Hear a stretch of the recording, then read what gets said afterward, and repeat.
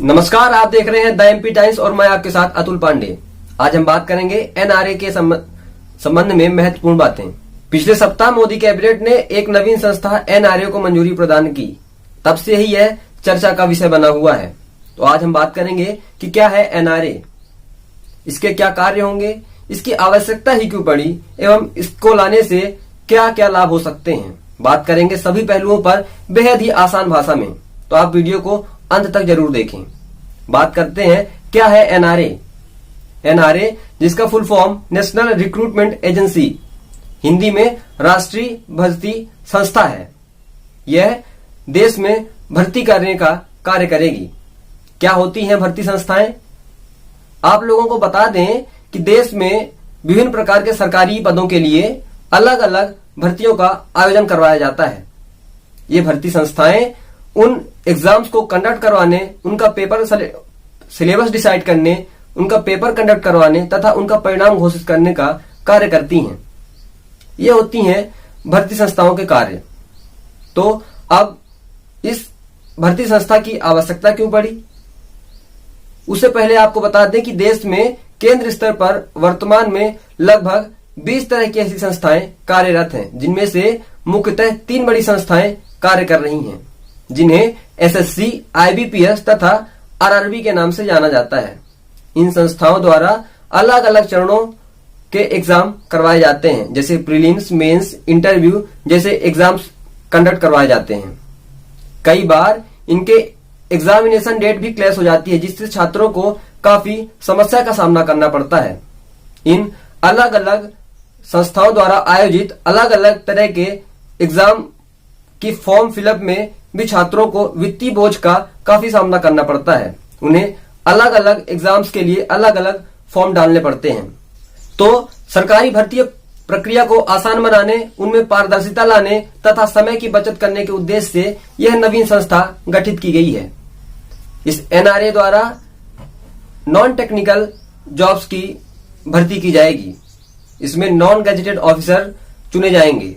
Non gazetted officer सामान्यतः ऐसे officer होते हैं जो group B, group C, group D के ऑफिसर होते हैं।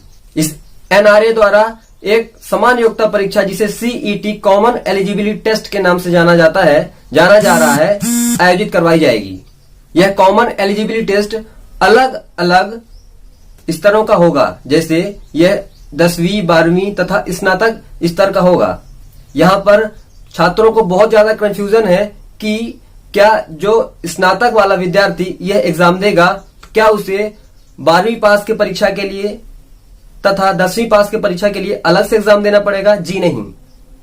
जो बच्चा स्नातक के लिए एग्जाम देगा वह इन पिछली दो 10वीं एवं 12वीं के लिए पहले से ही एलिजिबल रहेगा। किंतु यदि वह 10वीं के आधार पर एग्जाम देता है तो उसे 12वीं एवं स्नातक के लिए अलग से पेपर देना पड़ेगा। इस समान योग्यता भर्ती परीक्षा में अलग अलग एग्जाम्स के लिए अलग अलग कट ऑफ निर्धारित किए जाएंगे। जैसे कि एसएससी द्वारा एक आयोजित परीक्षा में 60% कट ऑफ होता है, उसमें 60% कट ऑफ रखा जाएगा। आईबीपीएस के लिए 70% या फिर आरआरबी के लिए 80% कट ऑफ रखा जाएगा। तो छात्रों को ये कट ऑफ पार करना पड़ेगा एग्जाम क्वालिफाई करने के लिए। एक बार छात्र ये कट ऑफ पार कर लेते हैं तथा ये समान योग्यता परीक्षा कॉमन एलिजिबिलिटी टेस्ट क्वालिफाई कर लेते हैं, तो छात्रों को इससे उन्हें एक रिपोर्ट कार्ड प्रदान किया जाएगा, जो कि आगे 3 वर्षों के लिए मान्य होगा। यह परीक्षाएं वर्ष में 2 बार कंडक्ट करवाई जाएंगी। अभी सरकार ने ऐसे लगभग 1000 एग्जाम सेंटर्स सुनिश्चित किए हैं। आगे की सरकार की योजना है कि देश में लगभग हर जिले में एग्जाम सेंटर उपलब्ध करवाए जाएंगे। यह एग्जाम वर्ष में 2 बार कंडक्ट करवाए जाएंगे एवं इस एग्जाम में क्वालिफाई करने के लिए अटेम्प्ट जैसी कोई लिमिट नहीं है, लेकिन एज की लिमिट इसमें होगी। यह एग्जाम संविधान की 8वीं अनुसूची में वर्णित 22 भाषाओं में लगभग 12 भाषाओं में करवाए जाएंगे। सरकार की आगे की यह योजना है कि 22 की 22 भाषाओं में ये एग्जाम कंडक्ट करवाए जाएं। अब बात करते हैं कि क्या एसएससी, आईबीपीएस एवं आरआरबी जैसी जो अन्य संस्थाएं वर्तमान में भर्ती का कार्य करती हैं, क्या वे समाप्त हो जाएंगी? जी नहीं। आपको जैसा कि मैंने पूर्व में ही बताया कि यह सामान्य योग्यता परीक्षा प्रीलिम्स बेस्ड होगा, अर्थात यह केवल प्रीलिम्स का कार्य करेगी। जैसे मैंने आपको बताया कि पूर्व में एसएससी जैसी संस्थाएं प्रीलिम्स, मेंस एवं इंटरव्यू 3 चरणों में एग्जाम कंडक्ट करवाती है, ऐसा मैं आपको समझाने के लिए बता रहा हूं। इसमें कई बार 3 से 4 चरण भी हो सकते हैं। तो यह सामान्य योग्यता परीक्षा केवल पहले स्टेज प्रीलिम्स के लिए आयोजित करवाई जाएगी। छात्रों को यह केवल प्रीलिम्स स्टेज में क्वालिफिकेशन प्रदान करेगी। जब छात्र यह स्टेज पार करेंगे तब वो अगले स्टेज के लिए क्वालिफाई होंगे, अर्थात एलिजिबल होंगे, पात्र होंगे। यह एग्जाम क्वालिफाई करने के बाद ये पूर्व वाली संस्थाएं जैसे एसएससी, आरआरबी, आईबीपीएस एवं अन्य ऐसी संस्थाएं अपना अगले चरण का कार्य करेंगे, जैसे मेंस एवं इंटरव्यू का कार्य वो अगले चरण का कर सकेंगी। तो फिर जब वे संस्थाएं ऐसा कार्य अभी भी कर रही हैं, पूर्व में भी करती थीं, तो इसकी आवश्यकता क्यों पड़ी? आपको बता दें कि देश में प्रतिवर्ष लगभग 2.5 से 3 करोड़ छात्र प्रीलिम्स एग्जाम्स में बैठते थे। इस एग्जाम्स को कंडक्ट करवाने के लिए इन संस्थाओं को काफी मशक्कत का सामना करना पड़ता था, जिसमें कई बार इन संस्थाओं को फाइनल नियुक्ति देने में 2.5 से 5 वर्ष का समय लग जाता था, जिससे कई बार एक सरकारी आंकड़ों के अनुसार कई बार लगभग 20% छात्र ओवर एज हो जाते हैं किसी अन्य एग्जाम्स में बैठने के लिए।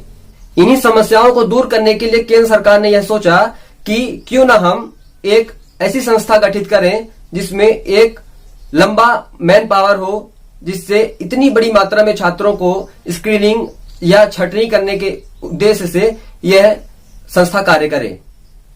यह संस्था पिछली वाली संस्थाओं को प्रीलिम्स में छात्रों को छांट कर दे देगी, जिससे उन संस्थाओं को मेंस एवं इंटरव्यू जैसी एग्जाम कंडक्ट करवाने में काफी सुविधा प्राप्त होगी। इससे पारदर्शिता एवं समय की बचत भी सुनिश्चित होगी। कई बार हमें यह सुनने को मिलता था कि इन संस्थाओं में कार्यरत कई अधिकारी कई बार भ्रष्टाचार से भी संलिप्त पाए जाते थे। इससे छात्रों में इन संस्थाओं के प्रति विश्वसनीयता का भी काफी खतरा उत्पन्न होता था। इससे छात्रों में विश्वसनीयता भी जागृत होगी।